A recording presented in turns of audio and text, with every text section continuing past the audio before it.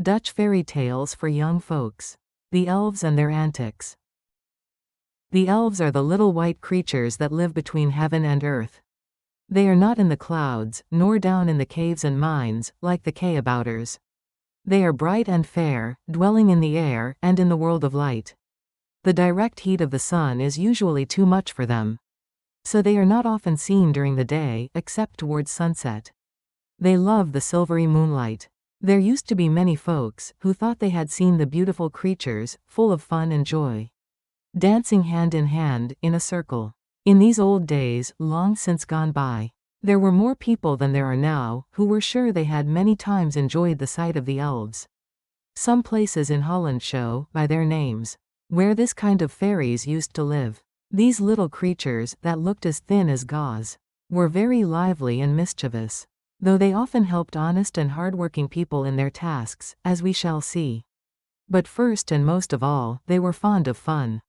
They loved to vex cross people and to please those who were bonny and blithe. They hated misers, but they loved the kind and generous. These little folks usually took their pleasure in the grassy meadows, among the flowers and butterflies. On bright nights they played among the moonbeams. There were certain times when the elves were busy, in such a way as to make men and girls think about them. Then their tricks were generally in the stable, or in the field among the cows. Sometimes, in the kitchen or dairy, among the dishes or milk pans. They made an awful mess for the maids to clean up. They tumbled over the churns, upset the milk jugs, and played hoops with the round cheeses. In a bedroom they made things look as if the pigs had run over them. When a farmer found his horse's mane twisted into knots, or two cows with their tails tied together, he said at once, "That's the work of elves." If the mares did not feel well, or looked untidy, their owners were sure the elves had taken the animals out and had been riding them all night. If a cow was sick, or fell down on the grass, it was believed that the elves had shot an arrow into its body. The inquest, held on many a dead calf or its mother, was that it died from an elf shot. They were so sure of this, that even when a stone arrow head such as our far-off ancestors used in hunting when they were cave men was picked up off the ground, it was called an elf bolt, or elf arrow, near a certain village named Elfberg or Elf Hill, because there were so many of the little people in that neighborhood. There was one very old elf, named Sti, which means stiff, because though so old he stood up straight as a lance. Even more than the young elves, he was famous for his pranks. Sometimes he was nicknamed Han-e, Cam or Coxcomb. He got this name because he loved to mock the roosters when they crowed, early in the morning. With his red cap on, he did look like a rooster. Sometimes he fooled the hens, that heard him crowing. Old Sti loved nothing better than to go to a house where was a party indoors. All the wooden shoes of the 20 or 30 people within, men and women, girls and boys, would be left outside the door. All good Dutch folks step out of their heavy timber shoes, or klomps, before they enter a house. It is always a curious sight, at a country church, or gathering of people at a party, to see the klomps, big and little, belonging to baby boys and girls, and to the big men, who wear a number 13 shoe of wood. One wonders how each one of the owners knows his own, but he does. Each pair is put in its own place. But old Sti would come and mix them all up together, and then leave them in a pile. So when the people came out to go home, they had a terrible time in finding and sorting out their shoes. Often they scolded each other, or some innocent boy was blamed for the mischief. Some did not find out, till the next day, that they had on one foot their own, and on another foot, their neighbor's shoe. It usually took a week to get the klomps sorted out, exchanged, and the proper feet into the right shoes. In this way, which was a special trick with him, this naughty elf, Sti, spoiled the temper of many people. Beside the meadow elves, there were other kinds in elfin land, some living in the woods, some in the sand dunes, but those called stalkars, or elves of the stall, were old Stife's particular friends. These lived in stables and among the cows. The moss maidens, that could do anything with leaves, even turning them into money, helped Sti, for they too liked mischief. They teased men folks, and enjoyed nothing better than misleading the stupid fellows that fuddled their brains with too much liquor. Stife's especially famous trick was played on misers. It was this: When he heard of any old fellow who wanted to save the cost of candles, he would get a kabouter to lead him off in the swamps, where the sooty elves come out on dark nights to dance. Hoping to catch these lights and use them for candles, the mean fellow would find himself in a swamp, full of water and chilled to the marrow. Then the Kabouters would laugh loudly. Old Sti had the most fun with another stingy fellow, who always scolded children when he found them spending a penny. If he saw a girl buying flowers, or a boy giving a copper coin for a waffle, he talked roughly to them for wasting money. Meeting this miser one day as he was walking along the brick road leading from the village, Sti offered to pay the old man 1,000 guilders in exchange for 4 striped tulips that grew in his garden. The miser, thinking it real silver, eagerly took the money and put it away in his iron-strong box. The next night when he went, as he did 3 times a week, to count, and feel, and rub, and gloat over his cash, there was nothing but leaves in a round form. These, at his touch, crumbled to pieces. The moss maidens laughed uproariously when the mean old fellow was mad about it, but let no one suppose that the elves, because they were smarter than stupid human beings, were always in mischief. No, no, they did, indeed, have far more intelligence than dull-grown folks. Lazy boys or careless girls, but many good things they did. They sewed shoes for poor cobblers when they were sick, and made clothes for children when the mother was tired. When they were around, the butter came quick in the churn. When the blue flower of the flax bloomed in Holland, the earth, in springtime, seemed like the sky. Old Sti then saw his opportunity to do a good thing. Men thought it a great affair to have even coarse linen tow for clothes. No longer need they hunt the wolf and deer in the forest for their garments. By degrees, they learned to make finer stuff, both linen for clothes and sails for ships, and this fabric they spread out on the grass until the cloth was well bleached. When taken up, it was white as the summer clouds that sailed in the blue sky. All the world admired the product, and soon the word Holland was less the name of a country than of a dainty fabric, so snow-white that it was fit to robe a queen. The world wanted more and more of it, and the Dutch linen weaver grew rich. Yet still there was more to come. Now, on one moonlight night in summer, the lady elves, beautiful creatures, dressed in gauze and film, with wings to fly and with feet that made no sound, came down into the meadows for their fairy dances. But when, instead of green grass, they saw a white landscape, they wondered, was it winter? Surely not, for the air was warm. No one shivered or was cold. Yet there were whole acres as white as snow, while all the old fairy rings, grass and flowers were hidden. They found that the meadows had become bleaching grounds, so that the cows had to go elsewhere to get their dinner, and that this white area was all linen. However, they quickly got over their surprise, for elves are very quick to notice things. But now that men had stolen a march on them, they asked whether, after all, these human beings had more intelligence than elves. Not one of these fairies, but believed that men and women were the inferiors of elves. So, then and there, began a battle of wits. They have spoiled our dancing floor with their new invention, so we shall have to find another, said the elfin queen, who led the party. They are very proud of their linen, these men are. But without the spider to teach them, what could they have done? Even a wild boar can instruct these human beings. Let us show them that we, also, can do even more. I'll get old Sti to put on his thinking cap. He'll add something new that will make them prouder yet. But we shall get the glory of it, the elves shouted in chorus. Then they left off talking and began their dances, floating in the air until they looked, from a distance, like a wreath of stars. The next day, a procession of lovely elf maidens and mothers waited on Sti and asked him to devise something that would excel the invention of linen, which, after all, men had learned from the spider. Yes, and they would not have any grain fields if they had not learned from the wild boar, added the elf queen. Old Sti answered, yes, at once, to their request, and put on his red thinking cap. Then some of the girl elves giggled, for they saw that he did, really, look like a cock's comb. No wonder they called him Hani, Cam, said one elf girl to the other. Now old Sti enjoyed fooling, just for the fun of it. And he taught all the younger elves that those who did The most work with their hands and head would have the most fun when they were old. First of all, he went at once to see Fro, the spirit of the golden sunshine and the warm summer showers, who owned two of the most wonderful things in the world. One was his sword, which, as soon as it was drawn out of its sheath, against wicked enemies, fought of its own accord and won every battle. Fro's chief enemies were the frost giants, who wilted the flowers and blasted the plants useful to man.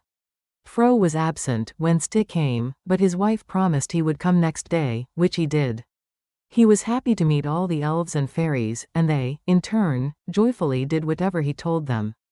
Fro knew all the secrets of the grain fields, for he could see what was in every kernel of both the stalks and the ripe ears. He arrived, in a golden chariot, drawn by his wild boar which served him instead of a horse. Both chariot and boar drove over the tops of the ears of wheat, and faster than the wind. The boar was named Gullen, or Golden Bristles, because of its sunshiny color and splendor. In this chariot, Fro had specimens of all the grains, fruits, and vegetables known to man, from which Sti could choose, for these he was accustomed to scatter over the earth. When Sti told him just what he wanted to do, Fro picked out a sheaf of wheat and whispered a secret in his ear. Then he drove away, in a burst of golden glory, which dazzled even the elves, that loved the bright sunshine. These elves were always glad to see the golden chariot coming or passing by. Sti also summoned to his aid the Kabouters, and, from these ugly little fellows, got some useful hints, for they, dwelling in the dark caverns, know many secrets, which men used to name alchemy, and which they now call chemistry. Then Sti fenced himself off from all intruders, on the top of a bright, sunny hilltop, with his thinking cap on, and made experiments for 7 days. No elves, except his servants, were allowed to see him. At the end of a week, still keeping his secret and having instructed a dozen or so of the elf girls in his new art, he invited all the elves in the Low Countries to come to a great exhibition, which he intended to give. What a funny show it was! On one long bench were 6 washtubs, and on a table, nearby, were 12 more washtubs, and on a longer table, not far away, were 6 ironing boards, with smoothing irons. A stove, made hot with a peat fire, was to heat the irons. Behind the tubs and tables, stood the 12 elf maidens, all arrayed in shining white garments and caps, as spotless as snow. One might almost think they were white elves of the meadow and not Kabouters of the mines. The wonder was that their linen clothes were not only as dainty as stars, but that they glistened, as if they had laid on the ground during a hoar frost. Yet it was still warm summer. Nothing had frozen, or melted, and the rosy-faced elf maidens were as dry as an ivory fan. Yet they resembled the lilies of the garden when pearly with dewdrops. When all were gathered together, old Sti called for some of the company, who had come from afar, to take off their dusty and travel-stained linen garments and give them to him. These were passed over to the trained girls waiting to receive them. In a jiffy, they were washed, wrung out, rinsed and dried. It was noticed that those elf maidens, who were standing at the last tub, were intently expecting to do something great, while those 5 elf maids at the table took off the hot irons from the stove. They touched the bottom of the flat irons with a drop of water to see if it rolled off hissing. They kept their eyes fixed on Sti, who now came forward before all and said, in a loud voice, "Elves and fairies, moss maidens and stall sprites, one and all, behold our invention, which our great friend Fro and our no less helpful friends, the Kabouters, have helped me to produce. Now watch me prove its virtues." Forthwith he produced before all a glistening substance, partly in powder, and partly in square lumps, as white as chalk. He easily broke up a handful under his fingers, and flung it into the 5th tub, which had hot water in it. After dipping the washed garments in the white gummy mass, he took them up, wrung them out, dried them with his breath, and then handed them to the elf ironers. In a few moments, these held up, before the company, what a few minutes before had been only dusty and stained clothes. Now, they were white and resplendent. No fuller's earth could have bleached them thus, nor added so glistening a surface. It was starch, a new thing for clothes. The fairies, one and all, clapped their hands in delight. "What shall we name it?" modestly asked Sti of the oldest gnome present. "Hereafter, we shall call you Sti Stirk, stiff starch." They all laughed. Very quickly did the Dutch folks, men and women, hear and make use of the elves' invention. Their linen closets now looked like piles of snow. All over the Low Countries, women made caps, in new fashions, of lace or plain linen, with horns and wings, flaps and crimps, with quilling and with whirligigs. Soon, in every town, one could read the sign, "Hire mangled men, here we do ironing." In time, kings, queens and nobles made huge ruffs, often so big that their necks were invisible, and their heads nearly lost from sight, in rings of quilled linen or of lace, that stuck out a foot or so. Worldly people dyed their starch yellow, zealous folk made it blue, but moderate people kept it snowy white. Starch added money and riches to the nation. Kings' treasuries became fat with money gained by taxes laid on ruffs, and on the cargoes of starch, which was now imported by the shipload, or made on the spot, in many countries. So, out of the ancient grain came a new spirit that worked for sweetness and beauty, cleanliness and health. From a useful substance, as old as Egypt, was born a fine art, that added to the sum of the world's wealth and pleasure. The Kabouters and the Bells. When the young Queen Wilhelmina visited Brabant and Limburg, they amused her with pageants and plays, in which the little fellows, called Kabouters, in Dutch, and kobolds in German, played and showed off their tricks. Other small folk, named gnomes, took part in the tableaux. The Kabouters are the dark elves, who live in forests and mines. The white elves live in the open fields and the sunshine. The gnomes do the thinking, but the Kabouters carry out the work of mining and gathering the precious stones and minerals. They are short, thick fellows, very strong, and are strenuous in digging out coal and iron, copper and gold. When they were first made, they were so ugly, that they had to live where they could not be seen, that is, in the dark places. The grown imps look like old men with beards, but no one ever heard of a kabouter that was taller than a yardstick. As for the babies, they are hardly bigger than a man's thumb. The big boys and girls, in the kabouter kingdom, are not much over a foot high. What is peculiar about them all is, that they help the good and wise people to do things better. But they love to plague and punish the dull folks, that are stupid, or foolish or naughty. In impish glee, they lure the blockheads, or in Dutch, the cheeseheads, to do worse. A long time ago, there were no church spires or bells in the land of the Dutch folks, as there are now by the thousands. The good teachers from the south came into the country and taught the people to have better manners, finer clothes and more wholesome food. They also persuaded them to forget their cruel gods and habits of revenge. They told of the Father in heaven, who loves us all, as his children, and forgives us when we repent of our evil doings. Now when the chief gnomes and Kabouters heard of the newcomers in the land, they held a meeting and said one to the other, "We shall help all the teachers that are good and kind, but we shall plague and punish the rough fellows among them." So word was sent to all little people in the mines and hills, instructing them how they were to act and what they were to do. Some of the new teachers, who were foreigners, and did not know the customs of the country, were very rude and rough. Every day they hurt the feelings of the people. With their axes they cut down the sacred trees. They laughed scornfully at the holy wells and springs of water. They reviled the people when they prayed to great Woden, with his black ravens that told him everything. Or to the gentle Freya, with her white doves, who helped good girls to get kind husbands. They scolded the children at play, and this made their fathers and mothers feel miserable. This is the reason why so many people were angry and sullen, and would not listen to the foreign teachers. Worse than this, many troubles came to these outsiders. Their bread was sour when they took it out of the oven. So was the milk in their pans. Sometimes they found their beds turned upside down. Gravel stones rattled down into their fireplaces. Their hats and shoes were missing. In fact, they had a terrible time generally and wanted to go back home. When the kabouter has a grudge against anyone, he knows how to plague him. But the teachers that were wise and gentle had no trouble. They persuaded the people with kind words, and, just as a baby learns to eat other food at the table. So the people were weaned away from cruel customs and foolish beliefs. Many of the land's folk came to listen to the teachers and helped them gladly to build churches. More wonderful than this, were the good things that came to these kind teachers, they knew not how. Their bread and milk were always sweet and in plenty. They found their beds made up and their clothes kept clean, gardens planted with blooming flowers, and much hard work done for them. When they would build a church in a village, they wondered how it was that the wood and the nails, the iron necessary to brace the beams, and the copper and brass for the sacred vessels, came so easily and in plenty. When, on some nights, they wondered where they would get food to eat, they found, on waking up in the morning, that there was always something good ready for them.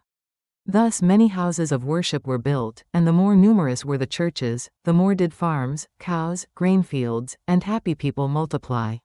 Now when the gnomes and Kabouters, who like to do work for pleasant people, heard that the good teachers wanted church bells, to call the people to worship, they resolved to help the strangers.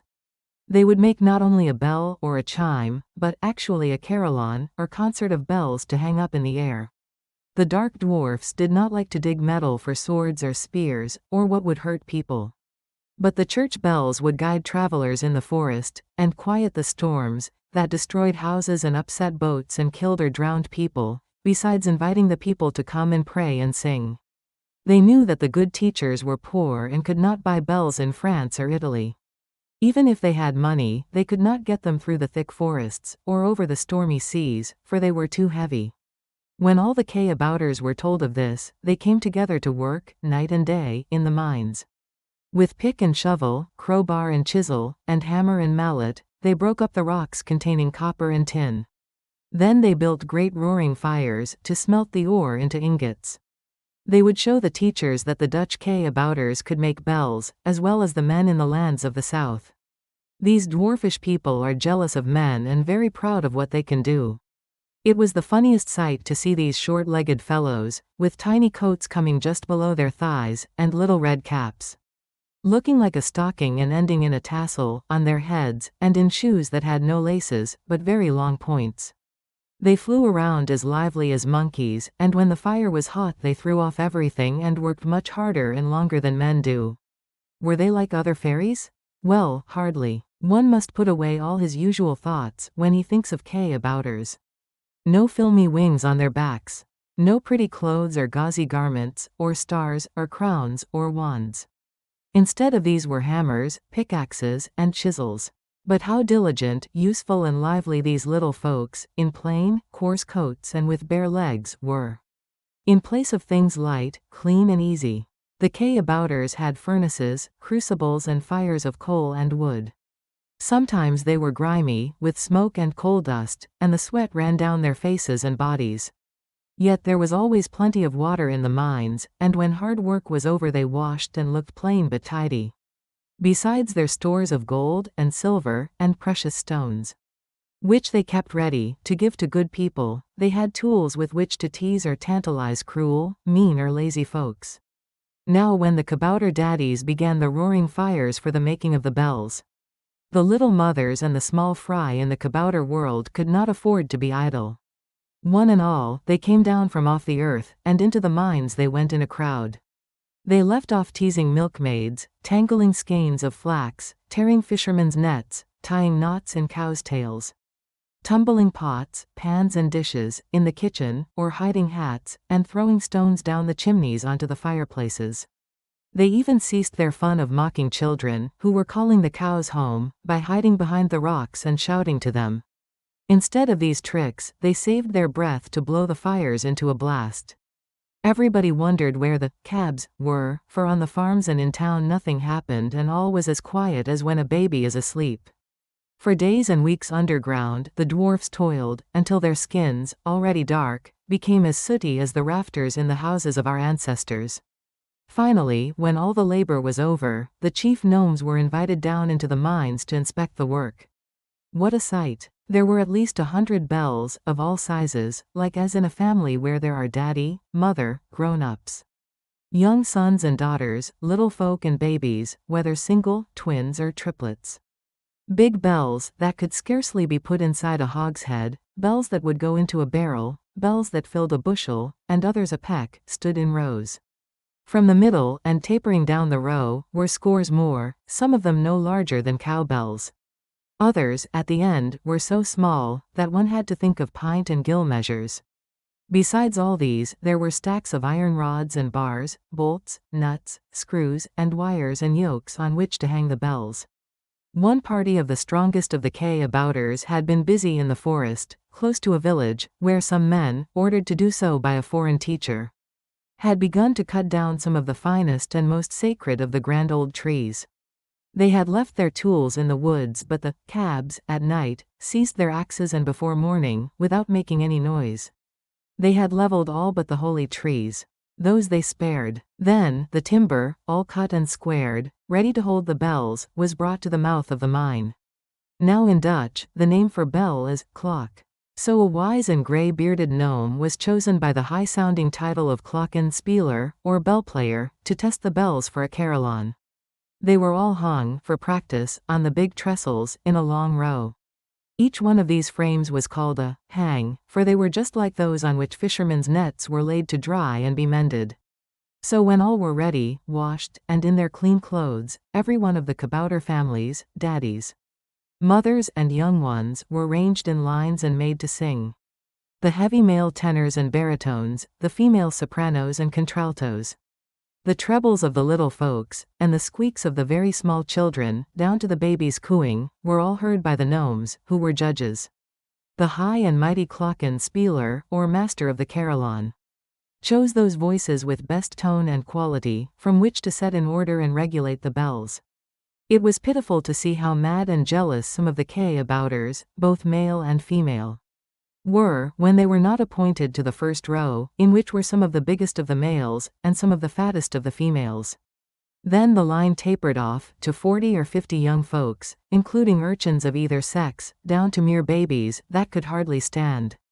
These had bibs on and had to be held up by their fond mothers. Each one by itself could squeal and squall, coo and crow lustily, but, at a distance, their voices blended and the noise they made sounded like a tinkle. All being ready, the old gnome bit his tuning fork, hummed a moment, and then started a tune. Along the line, at a signal from the chief gnome, they started a tune. In the long line, there were, at first, booms and peals, twanging and clanging, jangling and wrangling, making such a clangor that it sounded more like an uproar than an opera. The chief gnome was almost discouraged. But neither a gnome nor a kabouter ever gives up. The master of the choir tried again and again. He scolded one old daddy for singing too low. He frowned at a stalwart young fellow who tried to drown out all the rest with his bull-like bellow. He shook his finger at a kabouter girl that was flirting with a handsome lad near her. He cheered up the little folks, encouraging them to hold up their voices, until finally he had all in order. Then they practiced, until the master gnome thought he had his scale of notation perfect and gave orders to attune the bells. To the delight of all the gnomes, Kabouters and elves, that had been invited to the concert, the rows of bells, 100 or more, from boomers to tinklers, made harmony. Strung one above the other, they could render merriment, or sadness, in solos, peals, chimes, cascades and carillons, with sweetness and effect. At the low notes the babies called out, cow, cow, but at the high notes, bird, bird. So it happened that, on the very day that the bishop had his great church built, with a splendid bulb spire on the top, and all nicely furnished within, but without one bell to ring in it, that the Kabouters planned a great surprise. It was night. The bishop was packing his saddlebags, ready to take a journey, on horseback, to Reims. At this city, the great caravans from India and China ended, bringing to the annual fair, rugs, spices, gems, and things oriental, and the merchants of Reims rolled in gold. Here the bishop would beg the money, or ask for a bell, or chimes. Suddenly, in the night, while in his own house, there rang out music in the air, such as the bishop had never heard in Holland, or in any of the 17 provinces of the Netherlands. Not even in the old lands, France, or Spain, or Italy, where the Christian teachers, builders and singers and the music of the bells had long been heard, had such a flood of sweet sounds ever fallen on human ears. Here, in these northern regions, rang out, not a solo, nor a peal, nor a chime, nor even a cascade, from one bell, or from many bells, but a long program of richest music in the air, something which no other country, however rich or old, possessed.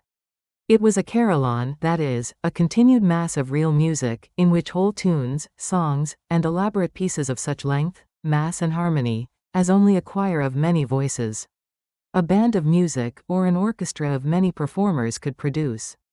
To get this grand work of hanging in the spire done in one night, and before daylight, also, required a whole regiment of fairy toilers, who must work like bees.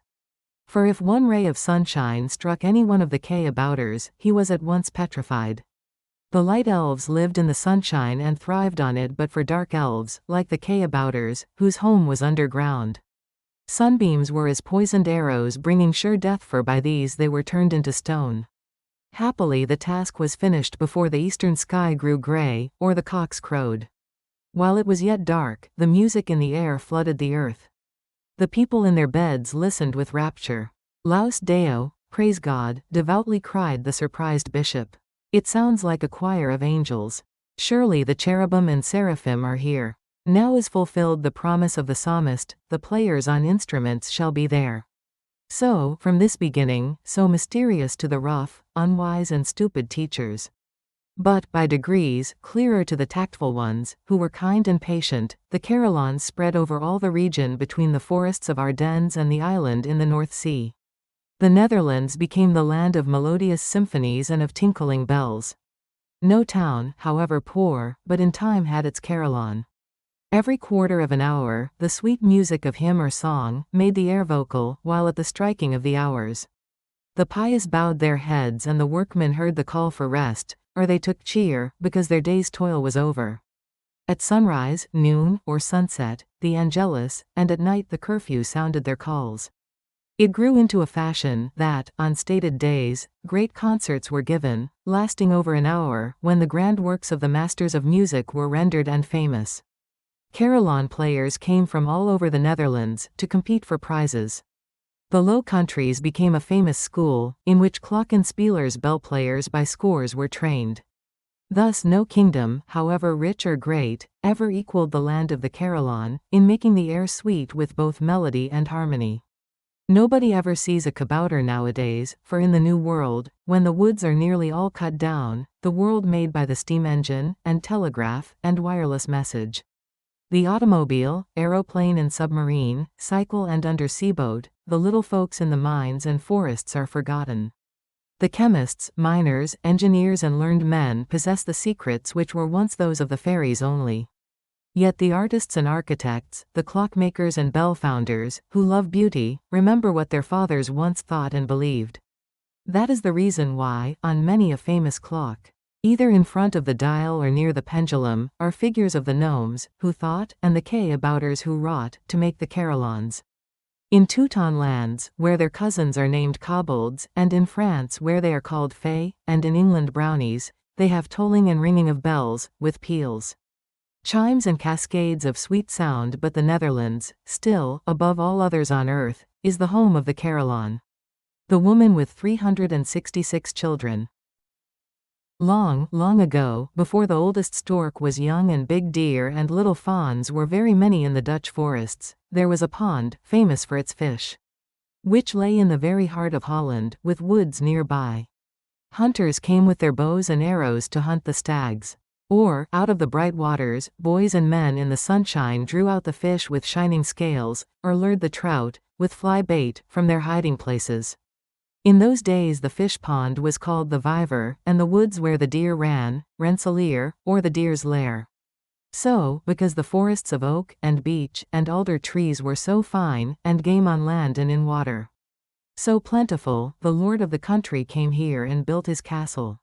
He made a hedge around his estate, so that the people called the place the Count's Hedge, or, as we say, the Hague. Even today, within the beautiful city, the forests, with their grand old trees, still remain, and the fish pond, called the Vijver, is there yet, with its swans. On the little island, the fluffy, downy cygnets are born and grow to be big birds, with long necks, bent like an arch. In another part of the town, also with their trees for nesting, and their pond for wading, are children of the same storks, whose fathers and mothers lived there before America was discovered. By and by, many people of rank and fortune came to The Hague for its society. They built their grand houses at the slope of the hill, not far away from the Viver, and in time a city grew up. It was a fine sight to see the lords and ladies riding out from the castle into the country. The cavalcade was very splendid when they went hawking. There were pretty women on horseback, and gentlemen in velvet clothes, with feathers in their hats, and the horses seemed proud to bear them. The falconers followed on foot, with the hunting birds perched on a hoop, which the man inside the circle carried round him. Each falcon had on a little cap or hood, which was fastened over its head.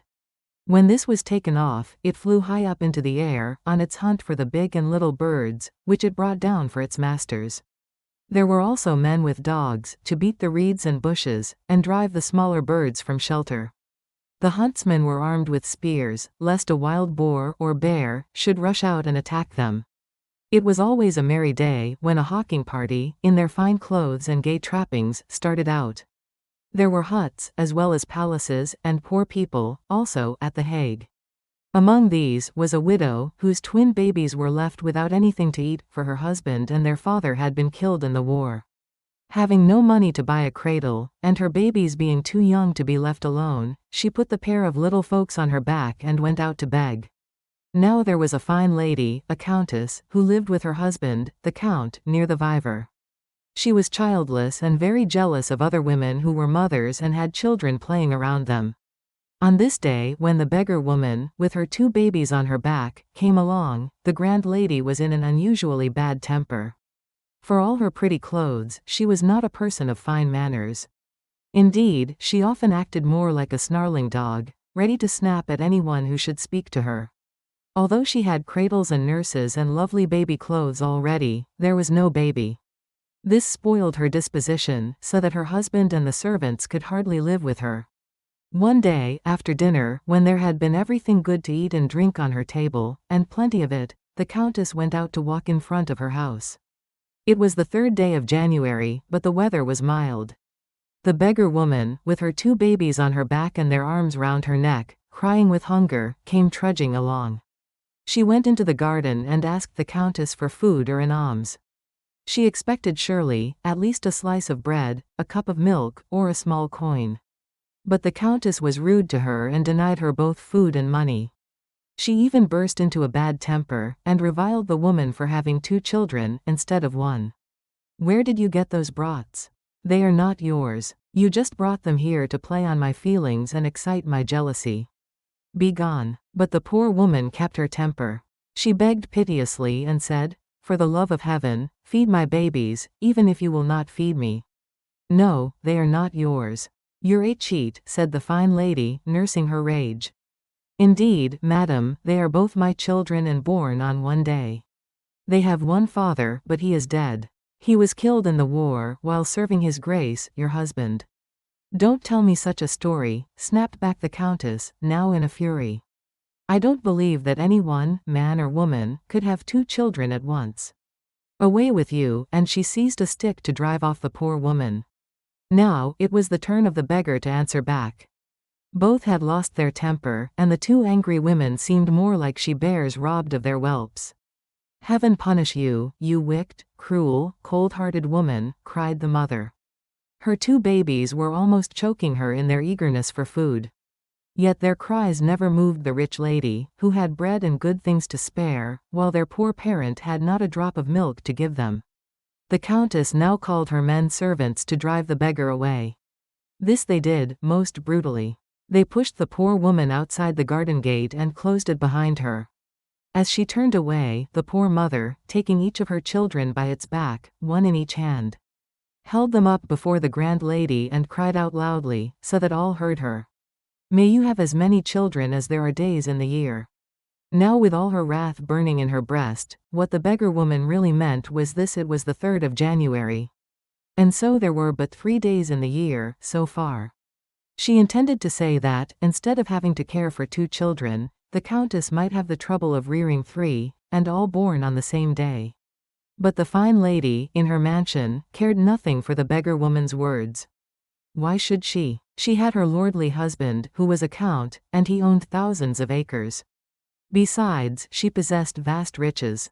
In her great house were 10 men servants and 31 maid servants, together with her rich furniture and fine clothes and jewels.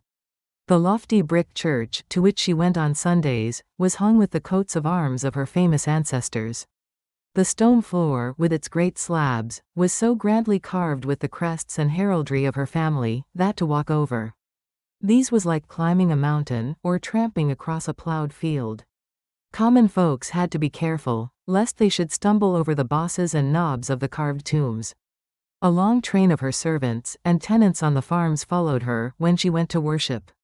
Inside the church, the Lord and Lady sat, in high seats, on velvet cushions and under a canopy. By the time summer had come, according to the fashion in all good Dutch families, all sorts of pretty baby clothes were made ready. There were soft, warm, swaddling bands, tiny socks, and long white linen dresses. A baptismal blanket, covered with silk, was made for the christening and daintily embroidered. Plenty of lace and pink and blue ribbons, pink for a girl and blue for a boy, were kept at hand. And, because there might be twins, a double set of garments was provided, besides baby bathtubs and all sorts of nice things for the little stranger or strangers, whether one or two, to come. Even the names were chosen, one for a boy and the other for a girl. Would it be Wilhelm or Wilhelmina? It was real fun to think over the names, but it was hard to choose out of so many. At last, the Countess crossed off all but 46 or the following, nearly every girl's name ending in ja, as in our Polly, Sally. But before the sun set on the expected day, it was neither one boy nor one girl. Nor both, nor were all the 46 names chosen sufficient, for the beggar woman's wish had come true, in a way not expected. There were as many as, and no fewer children than, there were days in the year, and, since this was leap year, there were 366 little folks in the house, so that other names, besides the 46, had to be used. Yet none of these weak creatures was bigger than a mouse. Beginning at daylight, one after another appeared, first a girl and then a boy, so that after the 48th, the nurse was at her wit's end, to give them names. It was not possible to keep the little babies apart. The 31 servant maids of the mansion were all called in to help in sorting out the girls from the boys. But soon it seemed hopeless to try to pick out Peter from Henry, or Catalina from Annette J. After an hour or two spent at the task, and others coming along, the women found that it was useless to try any longer. It was found that little Pete, Jan and Klaus, Hank, Doe and Japik, among the boys, and Molly, Micah, Lena, Elsje, Annika and Marie were getting all mixed up. So they gave up the attempt in despair.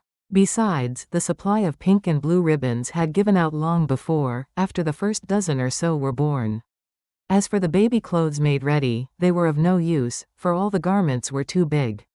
In one of the long dresses, tied up like a bag, one might possibly, with stuffing, have put the whole family of 366 brothers and sisters. It was not likely such small fry of human beings could live long.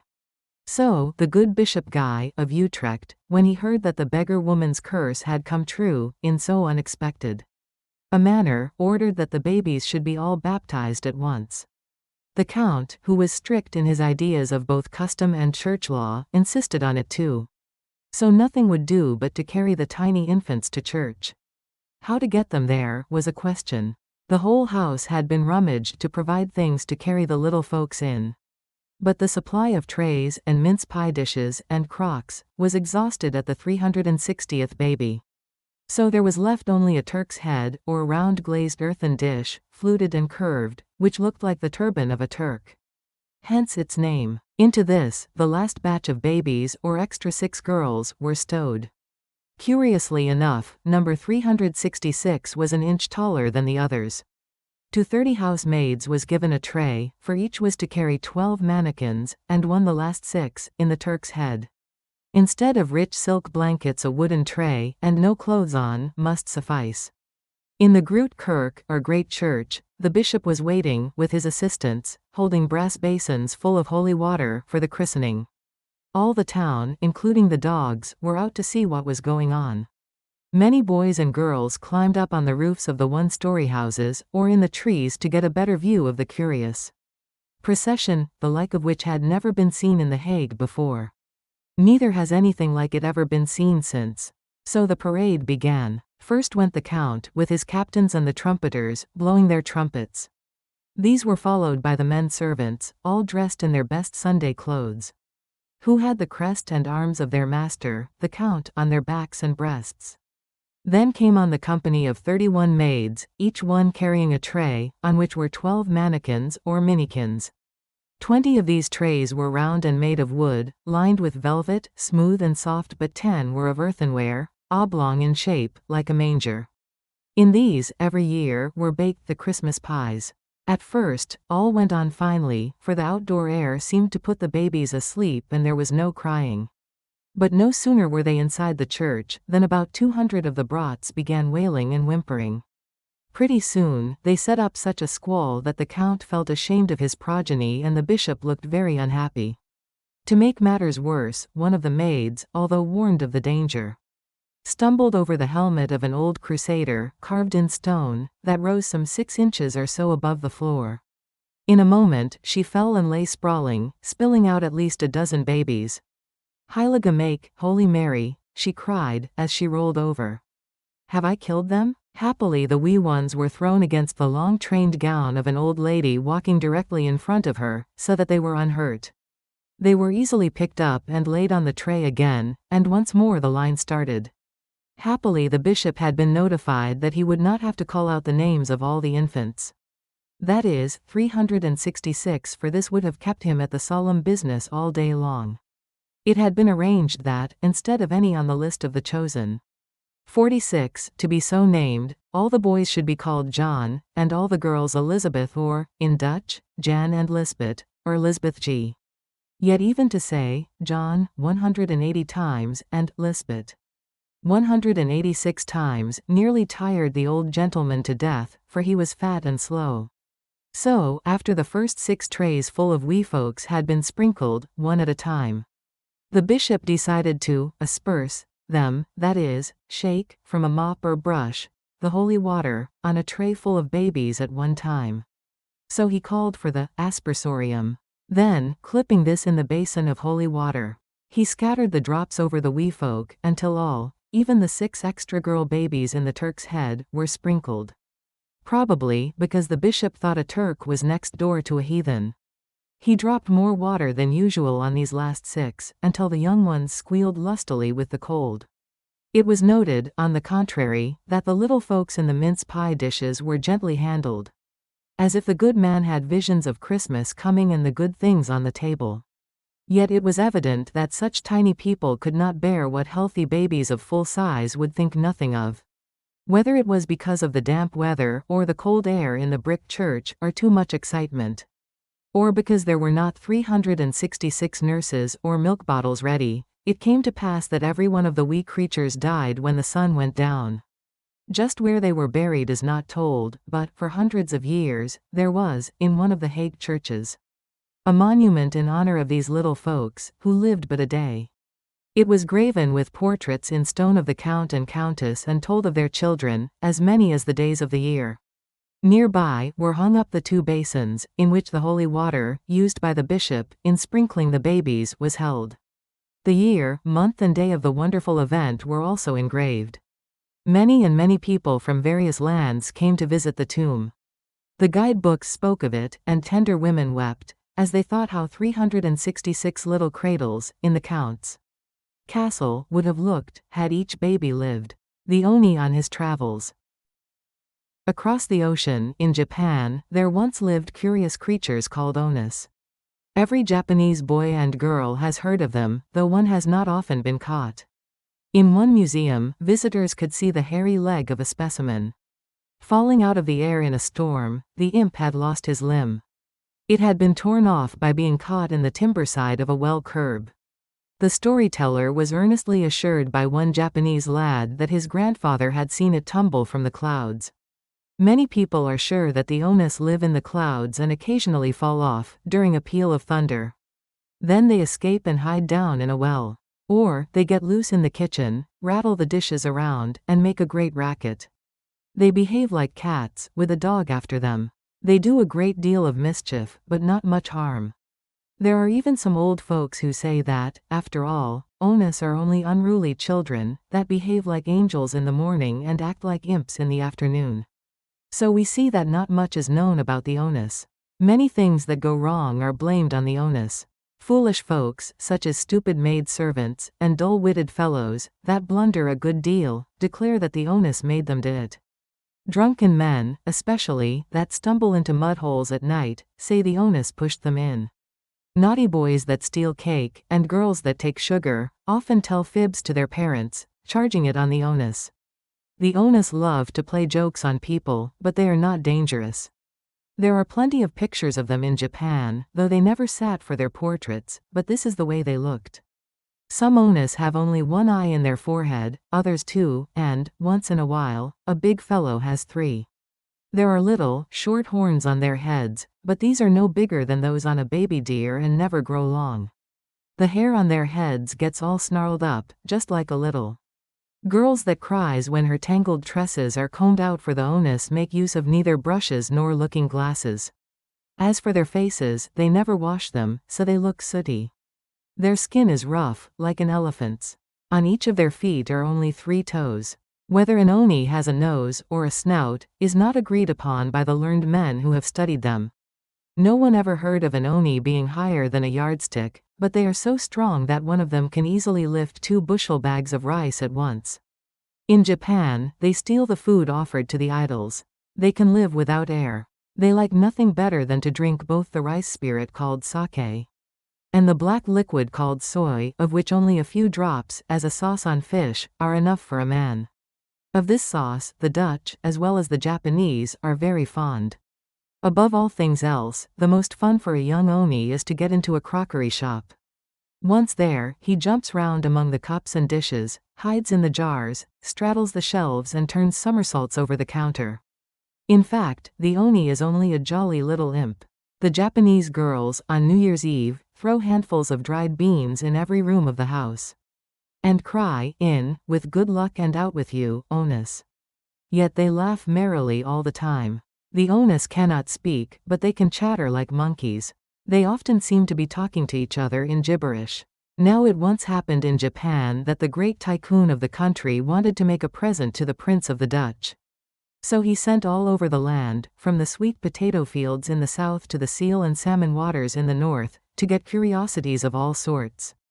The products of Japan, from the warm parts, where grow the indigo and the sugar cane, to the cold regions, in which are the bear and walrus, were sent as gifts to go to the land of dikes and windmills. The Japanese had heard that the Dutch people like cheese, walk in wooden shoes, eat with forks, instead of chopsticks, and the women wear 20 petticoats apiece, while the men sport jackets with 2 gold buttons, and folks generally do things the other way from that which was common in Japan. Now it chanced that while they were packing the things that were piled up in the palace at Yedo, a young oni, with his horns only half grown, crawled into the kitchen, at night, through the big bamboo water pipe near the pump. Pretty soon he jumped into the storeroom. There, the precious cups, vases, lacquer boxes, pearl-inlaid pill holders, writing desks, jars of tea, and bales of silk, were lying about, ready to be put into their cases. The yellow wrappings for covering the pretty things of gold and silver, bronze and wood, and the rice chaff, for the packing of the porcelain, were all at hand. What a jolly time the oni did have, in tumbling them about and rolling over them.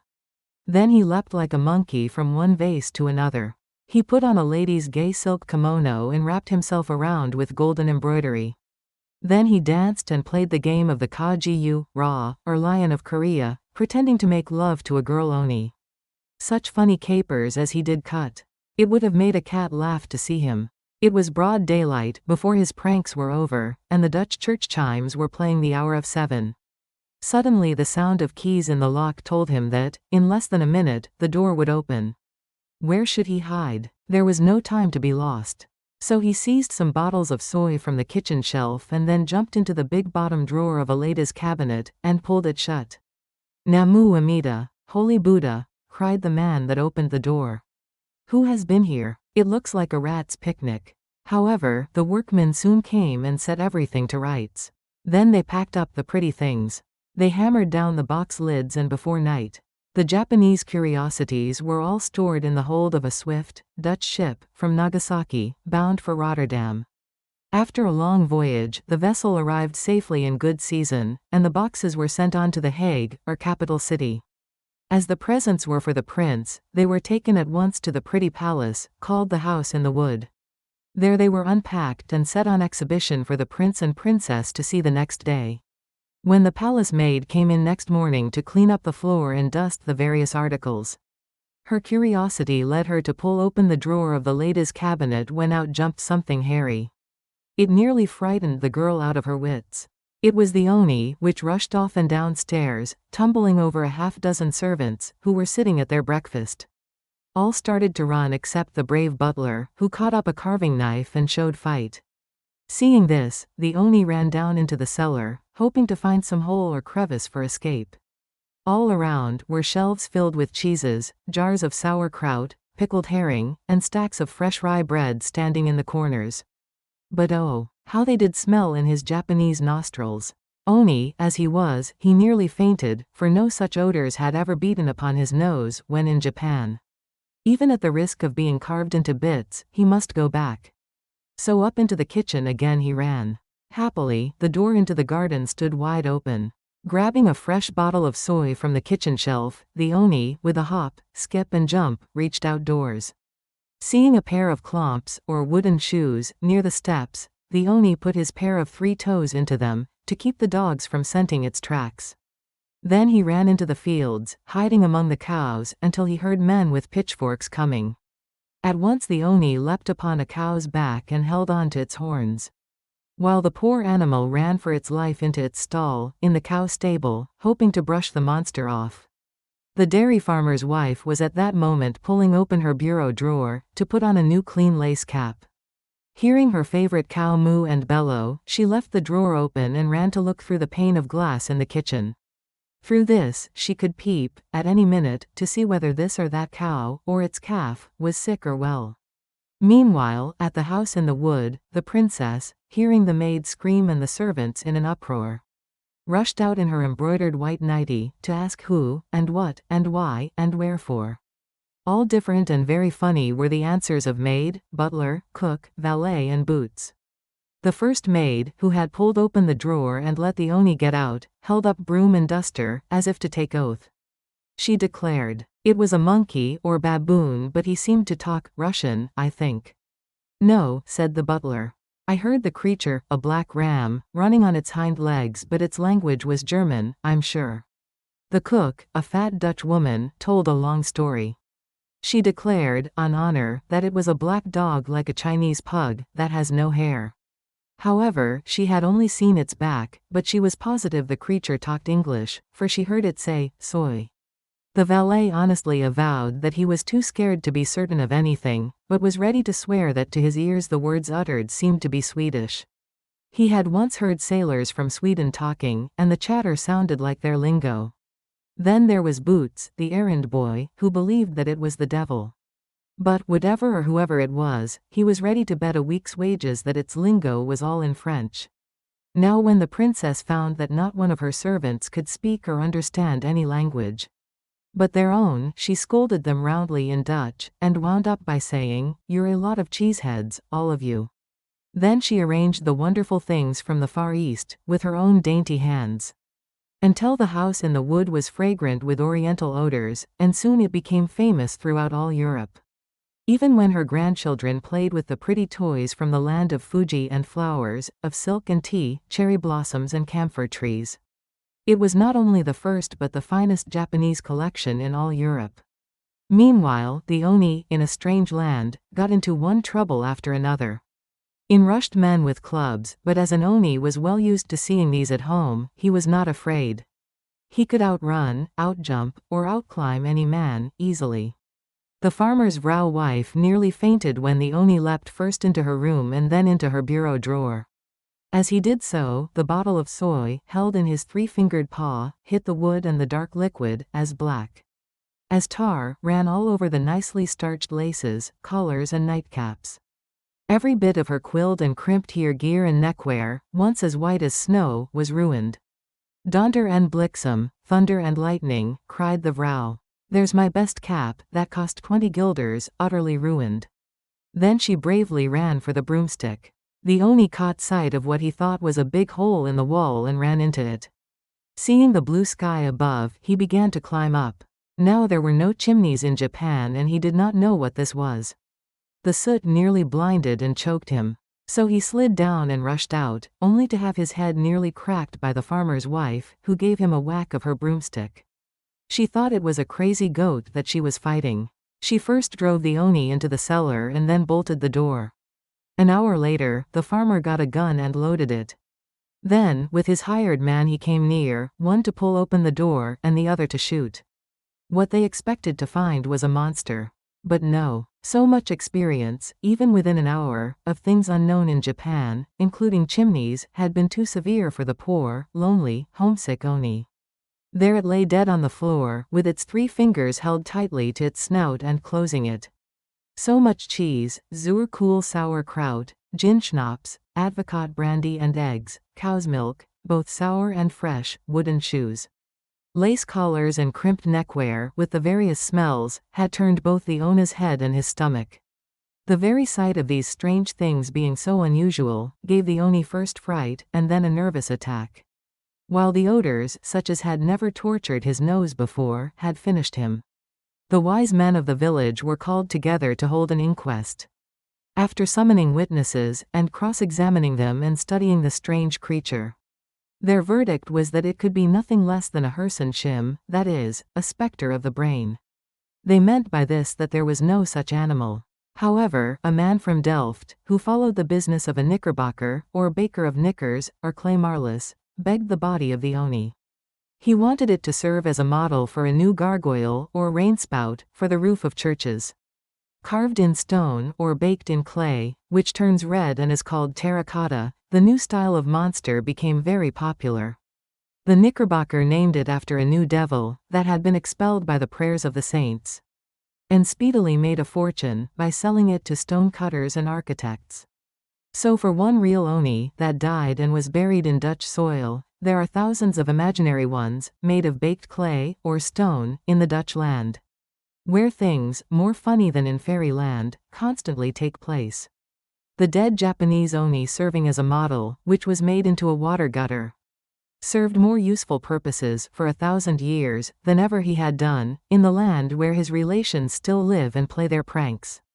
The legend of the wooden shoe. In years long gone, too many for the almanac to tell of, or for clocks and watches to measure, millions of good fairies came down from the sun and went into the earth. There, they changed themselves into roots and leaves, and became trees. There were many kinds of these, as they covered the earth, but the pine and birch, ash and oak, were the chief ones that made Holland. The fairies that lived in the trees bore the name of moss maidens, or tree, trintjes, which is the Dutch pet name for Kate, or Catherine. The oak was the favorite tree, for people lived then on acorns, which they ate roasted, boiled or mashed, or made into meal, from which something like bread was kneaded and baked. With oak bark, men tanned hides and made leather, and, from its timber, boats and houses. Under its branches, near the trunk, people laid their sick, hoping for help from the gods. Beneath the oak boughs, also, warriors took oaths to be faithful to their lords, women made promises, or wives joined hand in hand around its girth, hoping to have beautiful children. Up among its leafy branches the new babies lay, before they were found in the cradle by the other children. To make a young child grow up to be strong and healthy, mothers drew them through a split sapling or young tree. Even more wonderful, as medicine for the country itself, the oak had power to heal. The new land sometimes suffered from disease called the val or fall. When sick with the val, the ground sunk. Then people, houses, churches, barns and cattle all went down, out of sight, and were lost forever, in a flood of water. But the oak, with its mighty roots, held the soil firm. Stories of dead cities, that had tumbled beneath the waves, and of the famous forest of reeds, covering 100 villages, which disappeared in one night, were known only too well. Under the birch tree, lovers met to plight their vows, and on its smooth bark was often cut the figure of 2 hearts joined in one. In summer, the forest furnished shade, and in winter warmth from the fire. In the springtime, the new leaves were a wonder, and in autumn the pigs grew fat on the mast, or the acorns, that had dropped on the ground. So, for thousands of years, when men made their home in the forest, and wanted nothing else, the trees were sacred. But by and by, when cows came into the land and sheep and horses multiplied, more open ground was needed for pasture, grain fields and meadows. Fruit trees, bearing apples and pears, peaches and cherries, were planted, and grass, wheat, rye and barley were grown. Then, instead of the dark woods, men liked to have their gardens and orchards open to the sunlight. Still, the people were very rude, and all they had on their bare feet were rough bits of hard leather, tied on through their toes, though most of them went barefooted. The forests had to be cut down. Men were so busy with the axe, that in a few years, the wood land was gone. Then the new Holland, with its people and red-roofed houses, with its chimneys and windmills, and dikes and storks, took the place of the old Holt land of many trees. Now there was a good man, a carpenter and very skillful with his tools, who so loved the oak that he gave himself, and his children after him, the name of Ike, which is pronounced Ike, and is Dutch for oak. When, before his neighbors and friends, according to the beautiful Dutch custom, he called his youngest-born child to lay the cornerstone of his new house, he bestowed upon her, before them all, the name of Neeltje or Nelly van Eyck. The carpenter daddy continued to mourn over the loss of the forests. He even shed tears, fearing lest, by and by, there should not one oak tree be left in the country. Moreover, he was frightened at the thought that the new land, made by pushing back the ocean and building dikes, might sink down again and go back to the fishes. In such a case, all the people, the babies and their mothers, men, women, horses and cattle, would be drowned. The Dutch folks were a little too fast, he thought, in winning their acres from the sea. One day, while sitting on his doorstep, brooding sorrowfully, a moss maiden and a tree elf appeared, skipping along, hand in hand. They came up to him and told him that his ancestral oak had a message for him. Then they laughed and ran away. Van Eyck, which was now the man's full family name, went into the forest and stood under the grand old oak tree, which his fathers loved, and which he would allow none to cut down. Looking up, the leaves of the tree rustled, and one big branch seemed to sweep near him. Then it whispered in his ear, "Do not mourn, for your descendants, even many generations hence, shall see greater things than you have witnessed. I and my fellow oak trees shall pass away, but the sunshine shall be spread over the land and make it dry. Then, instead of its falling down, like acorns from the trees, more and better food shall come up from out of the earth. Where green fields now spread, and the cities grow where forests were, we shall come to life again, but in another form. When most needed, we shall furnish you and your children and children's children, with warmth, comfort, fire, light, and wealth. Nor need you fear for the land, that it will fall for, even while living. We, and all the oak trees that are left, and all the birch, beech, and pine trees shall stand on our heads for you. We shall hold up your houses, lest they fall into the ooze, and you shall walk and run over our heads. As truly as when rooted in the soil, will we do this. Believe what we tell you, and be happy. We shall turn ourselves upside down for you." "I cannot see how all these things can be," said Van Eyck. "Fear not, my promise will endure." The leaves of the branch rustled for another moment. Then, all was still, until the moss maiden and Trinchi, the tree elf, again, hand in hand, as they tripped along merrily, appeared to him. "We shall help you and get our friends, the elves, to do the same. Now, do you take some oak wood and saw off 2 pieces, each a foot long. See that they are well dried. Then set them on the kitchen table tonight, when you go to bed." After saying this, and looking at each other and laughing, just as girls do, they disappeared. Pondering on what all this might mean, Van Eyck went to his wood shed and sawed off the oak timber. At night, after his wife had cleared off the supper table, he laid the foot-long pieces in their place. When Van Eyck woke up in the morning, he recalled his dream, and, before he was dressed, hurried to the kitchen. There, on the table, lay a pair of neatly made wooden shoes. Not a sign of tools or shavings could be seen, but the clean wood and pleasant odor made him glad. When he glanced again at the wooden shoes, he found them perfectly smooth, both inside and out. They had heels at the bottom and were nicely pointed at the toes, and, altogether, were very inviting to the foot. He tried them on and found that they fitted him exactly. He tried to walk on the kitchen floor, which his wife kept scrubbed and polished, and then sprinkled with clean white sand, with broomstick ripples scored in the layers. But for Van Eyck it was like walking on ice. After slipping and balancing himself, as if on a tight rope, and nearly breaking his nose against the wall, he took off the wooden shoes and kept them off while inside the house. However, when he went outdoors, he found his new shoes very light, pleasant to the feet and easy to walk in. It was not so much like trying to skate, as it had been in the kitchen. At night, in his dreams, he saw two elves come through the window into the kitchen. One, a kabouter, dark and ugly, had a box of tools. The other, a light-faced elf, seemed to be the guide. The kabouter at once got out his saw, hatchet, auger, long, chisel-like knife, and smoothing plane. At first, the two elves seemed to be quarreling as to who should be boss. Then they settled down quietly to work. The kabouter took the wood and shaped it on the outside. Then he hollowed out, from inside of it, a pair of shoes, which the elf smoothed and polished. Then one elf put his little feet in them and tried to dance. But he only slipped on the smooth floor and flattened his nose, but the other fellow pulled the nose straight again, so it was all right. They waltzed together upon the wooden shoes, then took them off, jumped out the window, and ran away. When Van Eyck put the wooden shoes on, he found that out in the fields, in the mud, and on the soft soil, and in sloppy places, this sort of footgear was just the thing. They did not sink in the mud and the man's feet were comfortable, even after hours of labor. They did not draw his feet, and they kept out the water far better than leather possibly could.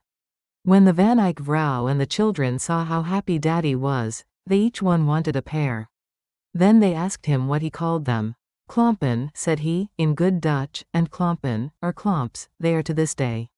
I'll make a fortune out of this, said Van Eyck. I'll set up a klomp winkel shop for wooden shoes at once. So, going out to the blacksmith shop, in the village, he had the man who pounded iron fashion for him on his anvil. A set of tools, exactly like those used by the kabouter and the elf, which he had seen in his dream. Then he hung out a sign, marked, wooden blocks for shoes. He made klomps for the little folks just out of the nursery, for boys and girls, for grown men and women, and for all who walked out of doors, in the street or on the fields. Soon klomps came to be the fashion in all the country places. It was good manners, when you went into a house, to take off your wooden shoes and leave them at the door. Even in the towns and cities, ladies wore wooden slippers, especially when walking or working in the garden. Klomps also set the fashion for soft, warm socks, and stockings made from sheep's wool.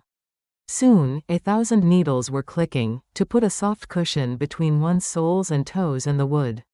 Women knitted, even while they walked to market, or gossiped on the streets. The klomp winkels, or shops of the shoe carpenters, were seen in every village. When rich beyond his day dreams, Van Eyck had another joyful night vision. The next day, he wore a smiling countenance. Everybody, who met him on the street, saluted him and asked, in a neighborly way, "Good morning, Mynheer Bly Mo Dig Mister.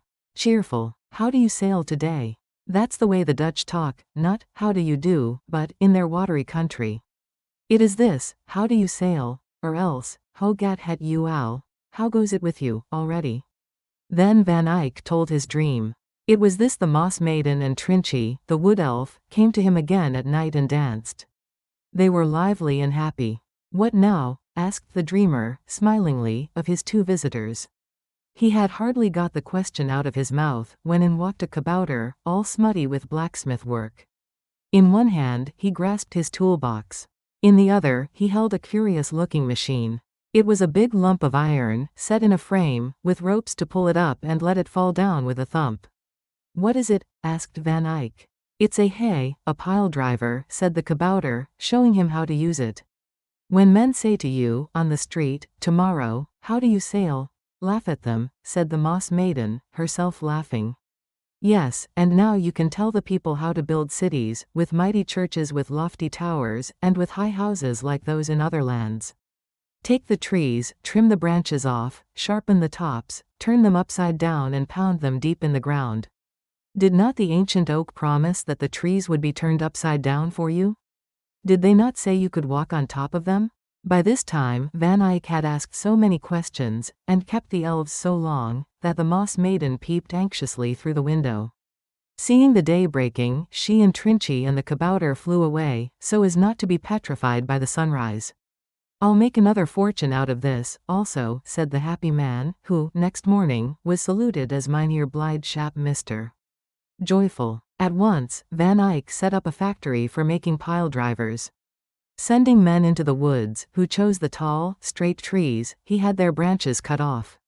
Then he sharpened the trunks at one end, and these were driven, by the pile driver, down, far and deep, into the ground. So a foundation, as good as stone, was made in the soft and spongy soil, and well-built houses uprose by the thousands. Even the lofty walls of churches stood firm. The spires were unshaken in the storm. Old Holland had not fertile soil like France, or vast flocks of sheep, producing wool, like England, or armies of weavers, as in the Belgic lands. Yet, soon there rose large cities, with splendid mansions and town halls. As high towards heaven as the cathedrals and towers in other lands, which had rock for foundation, her brick churches rose in the air. On top of the forest trees, driven deep into the sand and clay, dams and dikes were built, that kept out the ocean. So, instead of the old 2,000 square miles, there were, in the realm, in the course of years, 12,000, rich in green fields and cattle. Then, for all the boys and girls that travel in this land of quaint customs, Holland was a delight. The end.